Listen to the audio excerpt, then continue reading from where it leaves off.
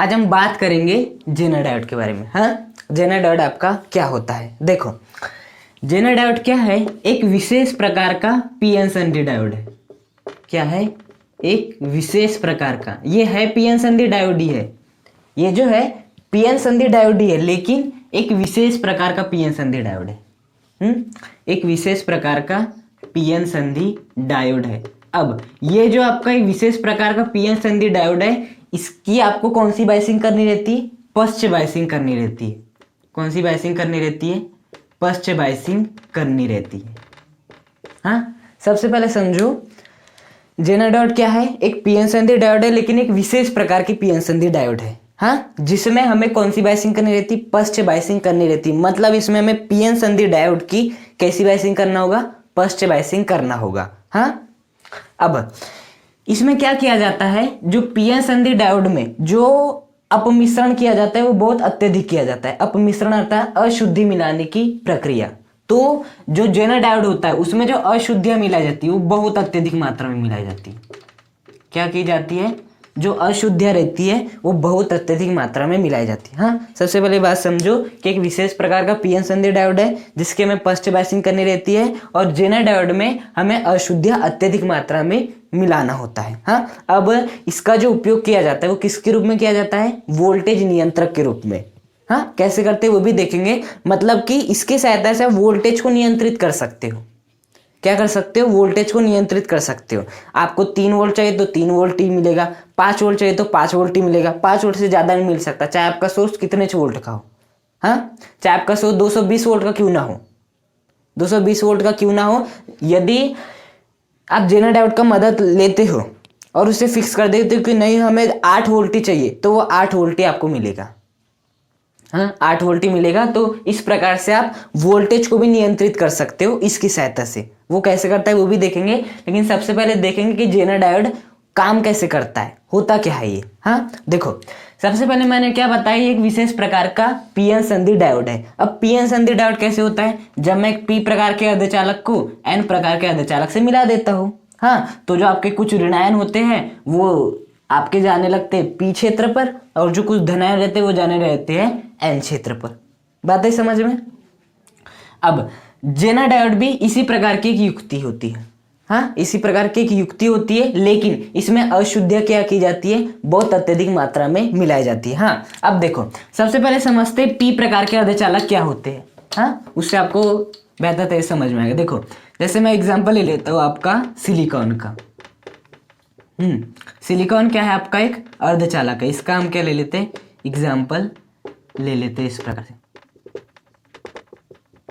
ये सिलिकॉन। अब यदि मुझे पी प्रकार का अर्धचालक में इसे कन्वर्ट करना है, ये आपका शुद्ध अर्धचालक है, यदि पी प्रकार का अर्धचालक में कन्वर्ट करना है तो मुझे अशुद्धियां में लेनी रहती है। और जो आपकी अशुद्धि होती है वो कौन सी होती है? वर्ग 13 की अशुद्धि होती है। वर्ग 13 का एक तत्व जैसे ले लेते हैं हम आपका एल्यूमिनियम ले लिए, तो अब एल्यूमिनियम जैसी ले लेते हैं तो एल्यूमिनियम अधिकतम कितने बंध बना सकता है? 3 बंध बना सकता है ना। 3 बंध क्यों बना सकते हैं? क्योंकि उसके पास 3 इलेक्ट्रॉन रहते हैं। तो पहला इलेक्ट्रॉन रखा, पहला बंध बना, दूसरा इलेक्ट्रॉन रखा, दूसरा बंध बना, तीसरा इलेक्ट्रॉन रखा, तीसरा बंध बन गया। अब इसके पास 3 इलेक्ट्रॉन होते हैं, है ना, तो ये वाला स्थान तो खाली रहेगा, लेकिन सिलिकॉन के पास 1 इलेक्ट्रॉन तो रहता है। मतलब यहाँ पर क्या बन जाता है? एक होल बन जाता है, होल बन जाता है। इसीलिए आपके पी प्रकार के अर्धचालक को यदि आप देखोगे तो आपका प्लस वहां पर आपको दिखाई देता है, क्योंकि पी प्रकार के अर्धचालक में होलों की संख्या अधिक रहती है, इलेक्ट्रॉनों की संख्या कम रहती है। हाँ, अब यदि ये जो मैंने अशुद्धियां मिलाई यदि वो मैं बहुत अधिक कर देता हूँ, क्या कर देता हूँ? बहुत अधिक कर देता हूँ, तो मतलब बहुत अधिक करने से क्या होगा? यहाँ जो होलों की संख्या है वो भी बहुत अधिक बढ़ जाएगी। यदि मैं अशुद्धि अधिक कर देता हूं तो यहाँ पर जो होलों की संख्या होगी वो भी क्या हो जाएगी? बहुत अत्यधिक बढ़ जाएगी, है ना। उसी प्रकार से यदि मुझे इसे एन प्रकार के अर्धचालक में कन्वर्ट करना है तो मुझे यहाँ पर वर्ग 15 के तत्वों की अशुद्धि मिलानी पड़ेगी। वर्ग 15 का एक तत्व जैसे कि हम ले लेते हैं आपका फास्फोरस। फास्फोरस ले लिए, वो अधिकतम कितने बंध बना सकता है? 5 बंध बना सकता है।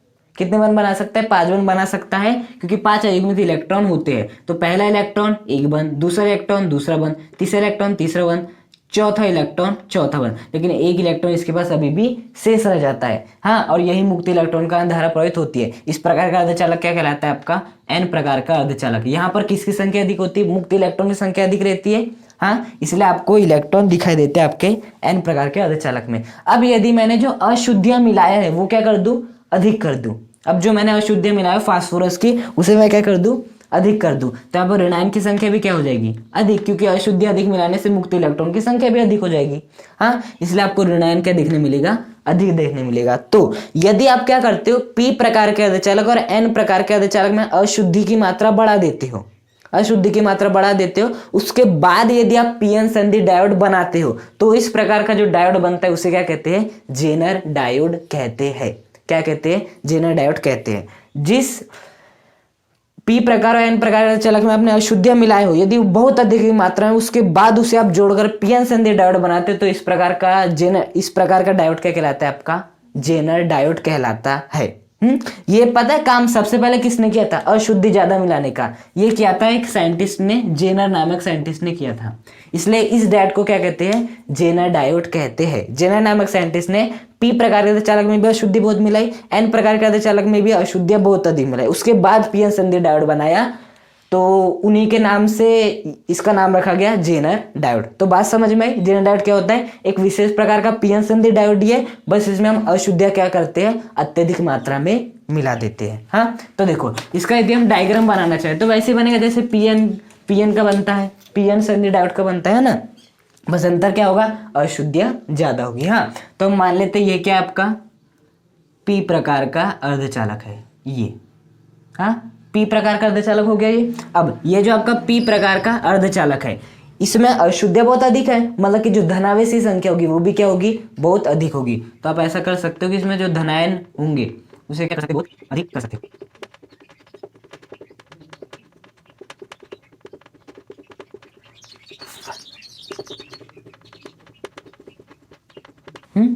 ये आपका पी प्रकार का अर्धचालक है जिसमें अशुद्धियां बहुत अधिक है। हाँ, अब इसी प्रकार से आपको एक एन प्रकार का अर्धचालक ले लेना है जिसमें भी जो आपकी अशुद्धि की मात्रा होगी वो भी क्या होगी, बहुत अधिक होगी, और उन लोगों को क्या कर लेना है, आपस में आपको जोड़ लेना है। ये हो गया आपका एन प्रकार का अर्धचालक जिसमें अशुद्धि की मात्रा बहुत अधिक है, इसके कारण आपको ऋणायन भी अधिक दिख रहे हैं। ये आपका पी प्रकार का अर्धचालक जिसमें अशुद्धि बहुत अधिक है, जिसके कारण यहाँ पर आपको क्या दिखाई दे रहे हैं, धनायन बहुत अधिक दिखाई दे रहे हैं। हाँ, अब पी प्रकार के अर्धचालक में कुछ क्या रहते हैं, आपके ऋणायन भी रहते हैं, इस प्रकार से रहते हैं, और एन प्रकार के अर्धचालक में आपके इस प्रकार से कुछ धनायन भी रहते हैं, होते हैं। अब होता क्या है, यहाँ पर किसकी संख्या कम है, धनायन की संख्या कम है, यहाँ पर धनायन की संख्या अधिक है। यहाँ पर किसकी संख्या अधिक है, ऋणायन की, यहाँ पर ऋणायन की संख्या क्या है, कम है। तो क्या होता है, यहाँ पर विसरण की क्रिया होती है। विसरण की क्रिया का अर्थ होता है जहां पर वो अधिक है वहां से वहां जाना जहां पर वो कम है। यहाँ पर कौन अधिक है, धनायन है, यहाँ पर कौन कम है, धनायन है। तो धनायन अधिक जहां पर है वहां से कहाँ जाएंगे, कम वाले पे जाएंगे, मतलब धनायन अब यहाँ पर जाने लगेंगे, और यहाँ पर ऋणायन अधिक है, यहाँ पर ऋणायन कम है। देखो ऋणायन कम है तो ऋणायन यहाँ से यहाँ जाने लगेंगे। तो आपको देखने को क्या मिलेगा कि यहाँ पर क्या एकत्रित हो जाएंगे कुछ आपके, हाँ ऋणायन आकर क्या हो जाएंगे, इस प्रकार से आपके एकत्रित हो जाएंगे। यहां से उठ के ऋणायन कहाँ जाएंगे, यहाँ पर आएंगे।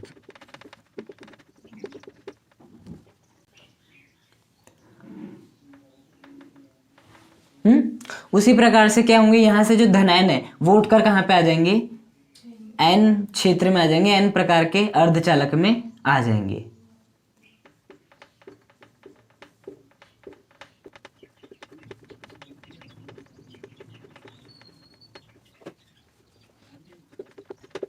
इस प्रकार से अब देखना क्या होगा, जैसे ही कुछ धनायन उठकर यहां गए वहां पर उसे अधिक करने के लिए, और जैसे ही ऋणायन यहां से यहां पर आए, कहाँ, यहां पर ऋणायन को अधिक करने के लिए, तो क्या हुआ, वो तो आते गए, यहां से यहां आते गए, यहां से वो यहां आते गए। लेकिन कुछ समय पश्चात यहाँ पर इतना धनावेश एकत्रित हो गया, यहाँ पर इतना ऋणावेश एकत्रित हो गया कि यहाँ पर एक क्या जनरेट हो गया, आपका विद्युत क्षेत्र उत्पन्न हो गया।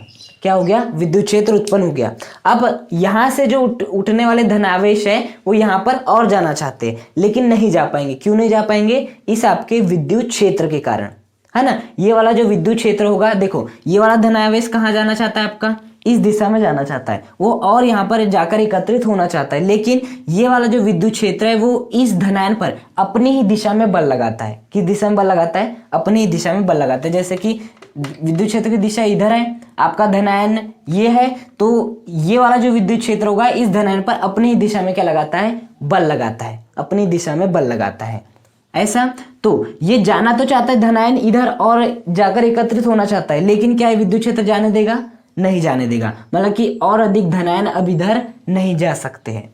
उसी प्रकार से जो यहाँ से जो ऋणायन उठकर वो आना यहाँ पर चाहते हैं, लेकिन क्या जा पाएंगे? नहीं जा पाएंगे, क्योंकि ये जो आपका विद्युत क्षेत्र है वो जो ऋणायन होता है उस पर विपरीत दिशा में बल लगाता है। यदि विद्युत क्षेत्र की दिशा ऐसी है तो ऋणायन को वो हमेशा उधर ही ढकलेगा, कभी उधर आने नहीं देगा, इस पर इधर बल नहीं लगाएगा। मतलब ये वाला विद्युत क्षेत्र इस पर हमेशा उस दिशा में बल लगाएगा। हाँ, तो आपका जो ये वाला विद्युत क्षेत्र था वो क्या कहलाता था? आपका प्राचीर विद्युत क्षेत्र कहलाता था। क्या कहलाता था? प्राचीर विद्युत क्षेत्र कहलाता था। हाँ, यहाँ पर भी ये प्राचीर विद्युत क्षेत्र कहलाएगा। इसी कारण यहाँ पर क्या जनरेट हो जाती थी? एक बैटरी जनरेट हो जाती थी इस प्रकार से, और इसका जो भी विभव होता था उसे क्या कहते थे हम? निरोधी विभव कहते थे या विभव प्राचीर कहते थे। यही निरोधी विभव इसके यहाँ आने का विरोध करता है और इस ऋणायन के यहाँ आने का विरोध करता है। हाँ, ये होता है आपका पीएन संधि डायोड की सामान्य चीज। हाँ, पीएन संधि डायोड में ऐसे होता है और जेनर डायोड में ऐसे होता है। बस देखो अशुद्धि का लेवल क्या है? अधिक है। यहाँ पर किसका अधिक है? अशुद्धि का लेवल अधिक है। और एक बात गौर करना, यहाँ पर जो अवक्षय परत बनती ना वो क्या बनती? बहुत पतली बनती है। यहाँ पर जो आपकी अवक्षय परत होती है वो पतली बनती, किसकी तुलना में? पीएन संधि डायोड की तुलना में। हाँ, यहाँ पर ना हम किसे लेके साथ में चलते हैं? पीएन संधि डायोड को भी साथ में लेके चलते हैं। देखो पीएन संधि डायोड क्या होता है? जब हम आपके पी प्रकार के अर्धचालक को एन प्रकार के अर्धचालक से इस प्रकार से जोड़ देते हैं तो क्या बन जाता है? आपका पीएन संधि डायोड। आपका सामान्य पीएन संधि डायोड है, मतलब जिसमें अशुद्धि की मात्रा सामान्य होती है। अशुद्धि की मात्रा सामान्य है तो क्या होगा? यहाँ जो प्लस होंगे वो भी आपके सामान्य मात्रा में होंगे, है ना। यहाँ पर जो माइनस हो गया, एन प्रकार के अर्धचालक में जो माइनस होंगे वो भी क्या होंगे? सामान्य मात्रा में होंगे। हाँ, अब यहाँ पर जो धनायन होंगे वो भी क्या होंगे? बहुत मतलब कि अधिक संख्या में यहाँ पर धनायन होंगे, और यहाँ पर ऋणायन कम संख्या में होंगे। यहाँ पर धनायन कम संख्या में होंगे, ऋणायन क्या होंगे? अधिक संख्या में होंगे। हाँ, फिर से क्या होगा? यहाँ पर धनायन कम है, यहाँ पर ज्यादा है, धनायन यहाँ से आ जाएंगे। यहाँ पर ऋणायन ज्यादा है, यहाँ पर कम है, ऋणायन यहाँ से आ जाएंगे। तो कुछ समय पश्चात आपको क्या देखने मिलेगा? यहाँ पर क्या उत्पन्न हो जाती है? एक अवक्षय परत उत्पन्न हो जाती है। क्या उत्पन्न हो जाती है? एक अवक्षय परत उत्पन्न हो जाती है। और वो जो अवक्षय परत होती है ना वो जेनर डायोड की अवक्षय परत से क्या होती है? मोटी होती है। जेनर डायोड की अवक्षय परत से क्या होती है? मोटी होती है। मतलब कि आपको ऐसा देखने मिलेगा कि यहाँ पर अवक्षय परत मोटी होगी और यहाँ पे जो अवक्षय परत होगी वो क्या होगी? पतली आपकी होगा वही। यहाँ पर भी क्या उत्पन्न होगा? फिर से निरोधी विभव उत्पन्न होगा। यही निरोधी विभव इसके यहाँ जाने का विरोध करेगा और इसके यहाँ जाने का विरोध करेगा। और यहाँ पे क्या एकत्रित हो जाएगा? आपका प्लस चार्ज इस प्रकार से एकत्रित हो जाएगा। ये आपका सामान्य है, जिसमें अशुद्धि की मात्रा भी क्या रहती है? सामान्य रहती है। ये आपका सामान्य पीएन संधि डायोड है और आपका एक विशेष प्रकार का पीएन संधि डायोड है जिनमें अशुद्धि की मात्रा बहुत अधिक है, इसमें अशुद्धि की मात्रा बहुत कम है। हाँ, अब बात है समझ में? अब देखो यहाँ पर होता क्या है, हमने क्या बोले कि हम इसे किस में जोड़ते? पश्च बायसिंग में जोड़ते। किस में जोड़ते? पश्च बायसिंग में जोड़ते। हाँ, तो देखो पश्च बायसिंग में क्या होता है? पी प्रकार के अर्धचालक को हम बैटरी के ऋणात्मक भाग से जोड़ देते हैं और आपके एन प्रकार के अर्धचालक को बैटरी के धनात्मक भाग से जोड़ते हैं। तो इसे हम किससे जोड़ देंगे? बैटरी के ऋणात्मक भाग से जोड़ते हैं। किससे जोड़ते हैं? ये जो आपका पी प्रकार का अर्धचालक है इसे जोड़ देते हैं बैटरी के ऋणात्मक भाग से, जो आपका एन प्रकार का अर्धचालक है उसे जोड़ देते हैं बैटरी के धनात्मक भाग से। हाँ, उसी प्रकार से यहाँ पर भी कंपैरिजन करते चलेंगे ना, आसानी जाएगी। इसे भी हमें पश्च बायसिंग में जोड़ना है तो यहाँ पर जो पी प्रकार का अर्धचालक होगा उसे जोड़ देंगे ऋणात्मक भाग से, और जो आपका एन प्रकार का अर्धचालक होगा उसे जोड़ देंगे हम धनात्मक भाग से। तो ये भी आपका पश्च बायसिंग में, ये भी आपका पश्च बायसिंग में है। हाँ, तो देखो यहाँ पर होता क्या है पश्च बायसिंग में? पश्च बायसिंग में ये होता है कि पश्च बायसिंग में हम जो आपका पी प्रकार का चालक है उसे जोड़ देते हैं ऋणात्मक भाग से, जिस कारण यहाँ पर कौन सा विभव उत्पन्न हो जाता है? ऋणात्मक विभव उत्पन्न हो जाता है। एन प्रकार के अर्धचालक को जोड़ते हैं बैटरी के धनात्मक भाग से, जिस कारण यहाँ पर क्या उत्पन्न हो जाता है? आपका धनात्मक विभव उत्पन्न हो जाता है। अब ये ऋणात्मक विभव क्या करता है? ये वाले जो प्लस है उन्हें अपनी ओर आकर्षित करता है। ये वाला जो आपका प्लस है यहाँ पे जो ऋणायन है उन्हें क्या करता है? अपनी ओर आकर्षित करता है। करता है अपनी ओर आकर्षित, उसी प्रकार से यहाँ पर भी होगा। यहाँ पर भी क्या जनरेट हो जाएगा, माइनस, ये वाला माइनस इस प्लस को अपनी ओर आकर्षित करेगा। उसी प्रकार से यहाँ पर भी क्या जनरेट हो जाएगा, प्लस, ये वाला जो प्लस होगा इस माइनस को अपनी ओर आकर्षित करेगा। लेकिन यहाँ पर आपका माइनस भी है, यहाँ पर कुछ आपके माइनस भी होते हैं। देखो यहाँ पर प्लस तो होता है अधिक संख्या में, लेकिन यहाँ पर कुछ माइनस भी होते हैं। तो ये वाले माइनस को ये वाले माइनस क्या करते हैं, प्रतिकर्षित करते हैं। हाँ, उसी प्रकार से ये वाला प्लस इस प्लस को प्रतिकर्षित करता है, जिसके कारण धारा का प्रवाह होता है। हाँ, यहाँ पर यदि मैं अल्पसंख्यक आवेश वाहक की बात करूँ तो वो कौन है, ऋणावेश है। कौन है, ऋणावेश। ऋणावेश अल्पसंख्या में और बहुसंख्यक कौन है, यहाँ पर धनावेश है। जबकि यहाँ पर बात करूँ तो अल्पसंख्यक क्या आपके धनावेश है और बहुसंख्यक क्या है, यहाँ पर आपके ऋणावेश है। तो यहाँ पर जो धारा का प्रवाह होता है वो किसके कारण होता है, अल्पसंख्यक आवेश वाहक के कारण होता है। और यहाँ पर जो धारा रहती है वो भी क्या होती है, बहुत ही कम होती है।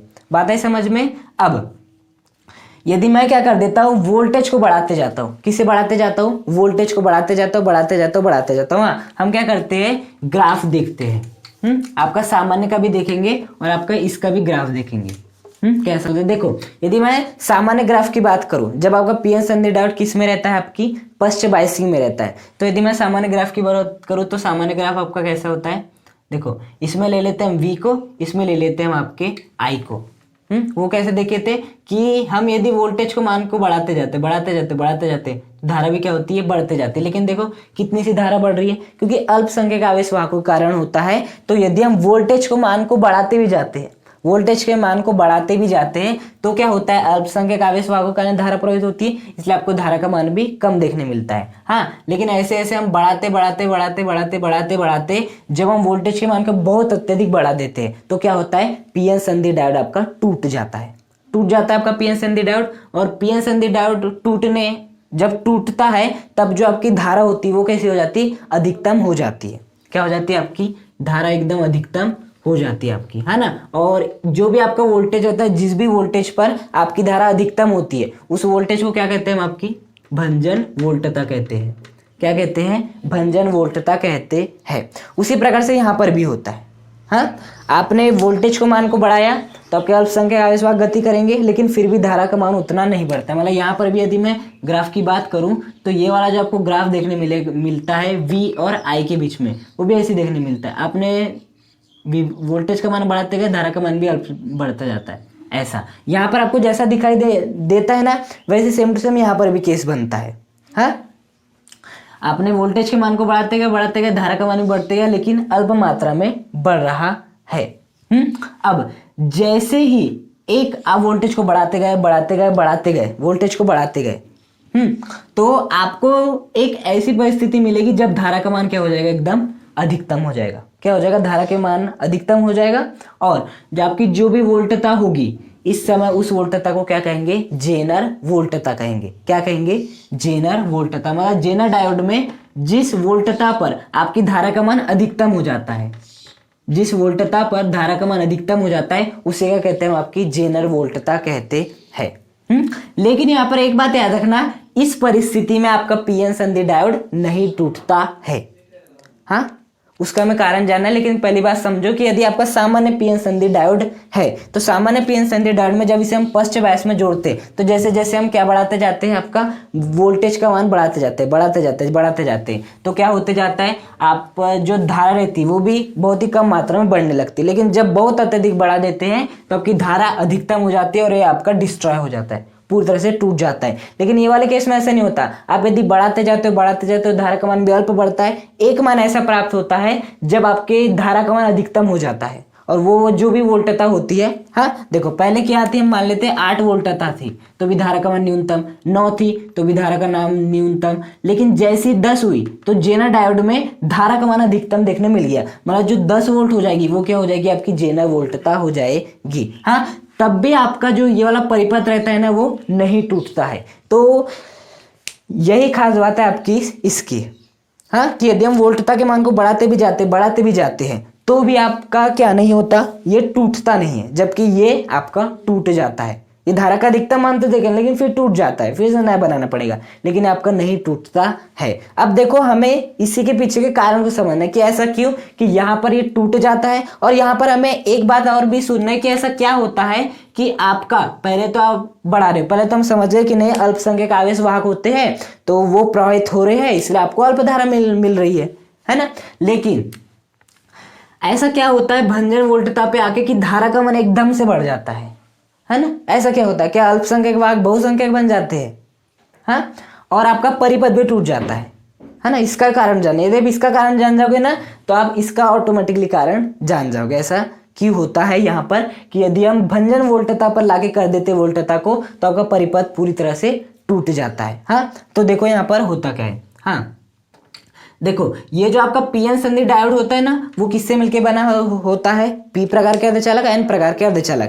पी प्रकार के अर्धचालक में हम क्या करते हैं, आपकी अशुद्धियां मिलाते हैं वर्ग 13 के तत्वों की, और वर्ग 15 के तत्वों की जब अशुद्धि मिलाते हैं तो एन प्रकार का अर्धचालक बनता है। और अर्धचालक क्या होते हैं, सामान्यतः या तो सिलिकॉन के जो बनते हैं या जर्मेनियम के बनते हैं। हाँ, तो यहाँ पर हम ये जो आपका है अर्धचालक हम मान लेते हो किससे मिलकर बना है, सिलिकॉन से मिलकर बना है। मतलब ये वाला भी अर्धचालक सिलिकॉन का है और ये वाला भी अर्धचालक किसका है, सिलिकॉन का। पी प्रकार का अर्धचालक भी सिलिकॉन का है और एन प्रकार का अर्धचालक भी सिलिकॉन का है। मतलब पीएन संधि डायोड एक प्रकार से किसका है, सिलिकॉन का बना हुआ है। अब देखना, यदि ये जो पीएन संधि डायोड सिलिकॉन का बना हुआ है तो यहाँ पर ये जो क्रिएट हुई है ये क्या है, आपकी अवक्षय परत है, अवक्षय परत है। अब बताओ ये वाले भाग पर क्या है, पूरे धनात्मक आवेश है। मतलब यहाँ पर क्या होंगे, आपके सिल्वर आवेश होंगे। क्या होगा, आपका सिल्वर के आवेश होंगे, मतलब सिल्वर के आपके पॉजिटिव चार्ज होंगे यहाँ पर, है ना। तो हम बोल सकते हैं कि यहाँ पर क्या होगा, सिल्वर का पॉजिटिव आवेश होगा। इस प्रकार से यहाँ पर सिल्वर का क्या होंगे, पॉजिटिव आवेश होंगे, वही जो यहाँ से यहाँ आए थे।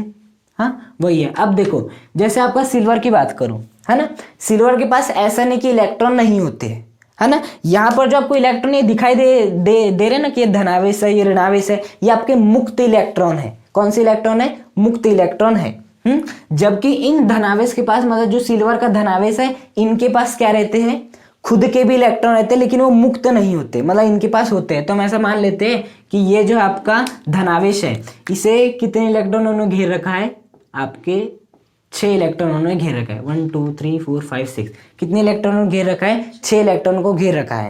ये वो इलेक्ट्रॉन जो कि बंधित इलेक्ट्रॉन है, नाभिक से मुक्त नहीं हुए। जबकि यहाँ पर जो इलेक्ट्रॉन मिल रहे हैं वो कैसे हो चुके हैं, नाभिक से मुक्त हो चुके हैं। हाँ, तो देखो यहाँ पर होता क्या है, जैसे आप क्या करते हो, वोल्टेज के मान को बढ़ाते जाते हो, वोल्टेज के मान को बढ़ाते जाते हो, तो ये जो आपके यहाँ पर अल्पसंख्यक आवेश वाहक थे ऋणायन, वो क्या है, आपके मुक्त इलेक्ट्रॉन है। एक प्रकार से क्या है, आपके मुक्त इलेक्ट्रॉन है। तो क्या करते हैं, मुक्त इलेक्ट्रॉनों की जो गतिज ऊर्जा है वो अत्यधिक बढ़ जाती है, ऋणायन की जो गतिज ऊर्जा है वो अत्यधिक बढ़ जाती है। जैसे आप वोल्टेज के मान को बढ़ाते जाते हो, ये माइनस का मान बहुत अधिक बढ़ जाता है, तो ये वाला माइनस इस माइनस को खूब प्रतिकर्षित करता है, मतलब इसकी गति ऊर्जा बहुत अत्यधिक बढ़ जाती है ना। तो उठ के कहाँ पर आ जाता है, वो यहाँ पर आपका आ जाता है, उठ के यहाँ पर। अब इसकी जो गति ऊर्जा है वो बहुत अधिक है, क्योंकि हम वोल्टेज के मान को निरंतर बढ़ा रहे हैं। तो क्या होता है, ये जो आपका ऋणायन है, वो जो यहाँ पर जो है ना इलेक्ट्रॉन जो कि बंधित है, बंधे हुए हैं, उन इलेक्ट्रॉनों को क्या कर देता है, मुक्त कर देता है। क्या कर देता है, मुक्त कर देता है। तो ये वाला आता है एकदम से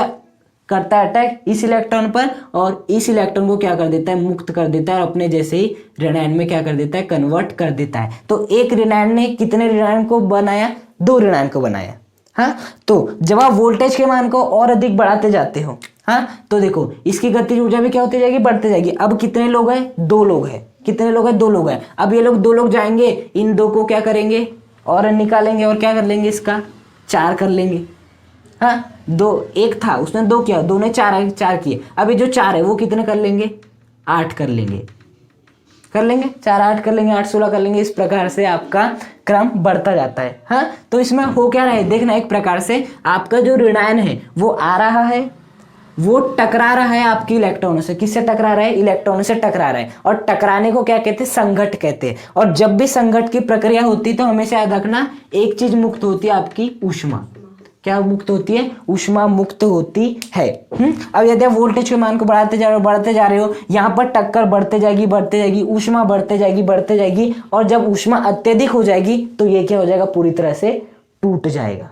ये क्या हो जाता है, पूरी तरह से टूट जाता है। बेसिकली यहाँ पर होता ये है। अब बताओ यहाँ पर कितने सारे मुक्त इलेक्ट्रॉन उत्पन्न हो गए, बहुत सारे। अब बहुत सारे मुक्त इलेक्ट्रॉन उत्पन्न हो गए तो जो धारा का मान भी होगा वो क्या होगा, अधिकतम होगा। तो यहाँ पर होता क्या है, जब आप वोल्टेज के मान को बढ़ाते जाते हो तो जो ऋणायन है उनको गति ऊर्जा प्राप्त होती है, वो आते हैं और जो बंधित इलेक्ट्रॉन है उन्हें मुक्त करते हैं, आपके ऋणायन का निर्माण करते हैं, और वही जो दो ऋणायन है और फिर वो अटैक करते हैं अन्य इलेक्ट्रॉन पे, जिससे कि 4 बनते हैं, 4 का 8, 8 का 16, 16 का 32, 32 का 64, इस प्रकार से दोगुना होते जाता है आपका। हाँ, तो इसी प्रकार के दोगुने के कारण यहाँ पर संघट की मात्रा बहुत अधिक बढ़ जाती है, और ये संघट बहुत अधिक बढ़ता है तो आपकी ऊष्मा भी अत्यधिक मात्रा में मुक्त होती है, और यदि ऊष्मा अत्यधिक मात्रा में मुक्त होती है तो ये क्या हो जाता है, पूरी तरह से जल जाता है, टूट जाता है। हाँ, लेकिन इस परिस्थिति में ऋणायन देखो कितना अधिक हो गए, तो ऋणायन बहुत अधिक होने के कारण यहाँ से जो धारा का प्रवाह होता है वो भी क्या होता है, अधिक होता है। लेकिन यहाँ पर ऐसा क्यों नहीं होता, फिर क्या यहाँ पर भी ऐसी होता है? नहीं, देखो यहाँ पर क्या होता है, यहाँ पर ना एक बात याद रखना, ये जो आपके मुक्त इलेक्ट्रॉन है ना, इन्हें ये सब करने के लिए एक स्पेस चाहिए होता है। क्या चाहिए होता है? एक दूरी चाहिए होती है, एक निश्चित दूरी चाहिए होती है, जो यहाँ पर दूरी बहुत कम है। देखो यहाँ पर दूरी अधिक थी, जो आपके अवक्षय परत की थी, देखो दूरी आपकी इतनी थी जो कि अधिक है, जबकि यहाँ पर देखो अवक्षय परत की दूरी क्या है, कम है। अब यदि यहाँ पर अवक्षय परत की दूरी कम है तो ऋणायन ऐसा काम आसानी से नहीं कर पाते हैं, और यहाँ पर वो प्रक्रिया नहीं होती जो कि यहाँ पर होती है आपकी। हाँ, अब बात आती है, चलो वो प्रक्रिया नहीं होती, आपकी टूटते नहीं है, हाँ ना, मतलब कि हम वोल्टेज के मान को बढ़ाते जा रहे, फिर भी ये वाली प्रक्रिया नहीं देखने मिल रही है कि ये वाले जो माइनस रहते हैं, मतलब यहाँ पर जो आपके माइनस होंगे छोटे वाले, ये लोग यहाँ पर जो इलेक्ट्रॉन रहते हैं उन्हें जाकर अलग नहीं करते, ऋणायन का निर्माण नहीं करते, या मान लेते, मतलब यहाँ पर आपका संघटन नहीं होता है, आप कितना भी वोल्टेज बढ़ा लो। हाँ, क्योंकि यहाँ पर उतना स्पेस ही नहीं है। हाँ, लेकिन देखना, हमने एक फॉर्मूला पढ़े थे, E बराबर क्या होता है आपका, dV/dr पढ़े थे हमने आपका। E बराबर क्या होता है, dV/dr होता है विद्युत क्षेत्र और विभवांतर में संबंध। ये हो गया विद्युत क्षेत्र, ये हो गया आपका विभवांतर। हाँ, तो यहाँ पर देखना, यदि दूरी का मान कम होता है तो विद्युत क्षेत्र क्या होता है, प्रबल होता है, और यदि दूरी का मान बढ़ता है तो विद्युत क्षेत्र क्या होता है, दुर्बल होता है। बताओ, यहाँ पर दूरी अधिक है, यहाँ पर दूरी अधिक है, यहाँ पर दूरी अधिक है, यहाँ पर दूरी अधिक है, तो विद्युत क्षेत्र का मान क्या होगा, कम होगा। दूरी अधिक है तो विद्युत क्षेत्र का मान कम होगा। अब यहाँ पर दूरी क्या है, कम है। अब यदि आपकी दूरी कम होती है तो विद्युत क्षेत्र का मान क्या होता है, बढ़ता है। मतलब इस परिस्थिति में जो विद्युत क्षेत्र का मान होता है वो कैसा होता है, आपका अधिकतम होता है। क्या होता है, अधिकतम होता है। तो विद्युत क्षेत्र का मान यहाँ पर अधिकतम है। यही विद्युत क्षेत्र क्या करता है, ये जो धारा के मान को इतना क्या कर देता है, बढ़ा देता है। क्या कर देता है, धारा के मान को इतना अधिक बढ़ा देता है। तो जब हम वोल्टेज के मान को बढ़ाते जाते हैं, लेकिन यहाँ पर अवक्षय परत बहुत पतली होने के कारण जबकि ऋणायन होते हैं वो संघट की प्रक्रिया नहीं कर पाते, जिस कारण हीट भी उत्पन्न नहीं होती। यदि हीट उत्पन्न होगी तो जलेगा भी नहीं। लेकिन यहाँ पर जो विद्युत क्षेत्र होता है बहुत ही प्रबल होता है। तो इसी प्रबल विद्युत क्षेत्र के कारण जो हमें यहाँ से आपकी धारा देखने मिलती है वो क्या देखने मिलती है, अधिकतम देखने मिलती है। अधिकतम देखने मिलती है। अब देखना, इस ग्राफ को और अच्छे से समझो। हाँ, होता क्या है यहाँ पर, देखो, जैसे कि हम मान लेते हैं ये क्या आपकी जेनर वोल्ट था ये। अब जेनर वोल्टता पे हम मान लेते धारा का मान इतना था, जेनर वोल्टता पे आए तो धारा का मान कितना हो गया, इतना हो गया धारा का मान। अब यदि आपने जेनर वोल्टता से हल्का सा भी बढ़ाए, इतना हल्का सा भी बढ़ा दिया ना, तो हल्का भी बहुत ही एकदम ही पास रखना, मतलब बहुत ही हल्का, मतलब जैसे हम बोल सकते हो कि मान लेते जेनर वोल्टता कितनी आपकी 10 वोल्ट है, मतलब 10 वोल्ट पे आने पे धारा का मान एकदम से अधिकतम हो गया। तो यदि 10 से आप कितना करते हो, 10.0001 वोल्ट कर देते हो। हाँ, तो क्या होगा पता है, तो ये जो है इसका मान भी बहुत अत्यधिक बढ़ जाएगा, ऐसा अत्यधिक बढ़ जाएगा। लेकिन अभी भी बताओ, हम ये बोल सकते हैं कि जो आपका अंतर आया है 10 और 10.001 में अंतर क्या है, एकदम ना के बराबर है। मतलब आप ऐसा बोल सकते हो कि जेनर डायोड की खासियत होती है कि यदि आप जेनर वोल्टता से हल्का सा भी बढ़ाते हो, जो मतलब ना के बराबर भी बढ़ाते हो, तो भी आपको धारा का मान देखो कितना अधिकतम मिलता है ना। आपने कितना बढ़ाए थे, केवल 0.01 इतना बढ़ाए थे केवल, लेकिन देखो धारा का मान केवल यहाँ तक था, आपका धारा का मान यहाँ तक था, इतना बड़ा है, और धारा का मान कितना हो गया, इतना, मतलब कि इतना अधिक हो गया आपका। हो गया इतना अधिक। तो यही खासियत है आपके जेनर डायोड की। जेनर डायोड क्या है? एक विशेष प्रकार की पीएन संधि डायोड युक्ति है जिसे हम पश्च बायसिंग में जोड़ते हैं। इसमें अशुद्धि की मात्रा अत्यधिक होती है। अशुद्धि की मात्रा अत्यधिक होने के कारण अवक्षय परत कैसी हो जाती है? पतली हो जाती है, जिसका संघट की प्रक्रिया नहीं हो पाती है। जबकि सामान्य पीएन संधि डायोड में जब पश्च बायसिंग में जोड़ते हैं तो अवक्षय परत की मोटी होने के कारण इसकी तुलना में संघट की प्रक्रिया होती है। और जब हम वोल्टता को बढ़ाते जाते तो ये ऊष्मा के कारण जो संघट के कारण उत्पन्न टूट जाता है और धारा का मान अधिकतम देखने मिलता है। यहाँ पर विद्युत क्षेत्र का मान भी कम होता है, मतलब कम होता है। जबकि जेनर वोल्टता में अवक्षय परत की पतली होने का यहाँ पर संघट की प्रक्रिया तो नहीं हो पाती, जिस कारण जलता नहीं। आप कितने वोल्टेज को बढ़ा दो,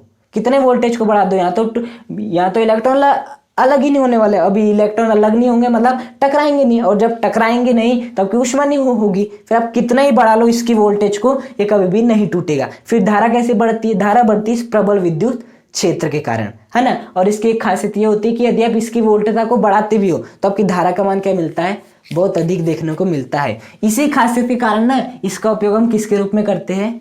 वोल्टेज नियंत्रक के रूप में करते हैं। ये जो आपका जेनर डायोड का प्रतीक चिन्ह होता है ना, वो कैसा होता है? देखो, ये होता है पीएन संधि डायोड के जैसे ही है, बस थोड़ा सा इसमें अंतर होता है। पीएन संधि डायोड कैसा होता है?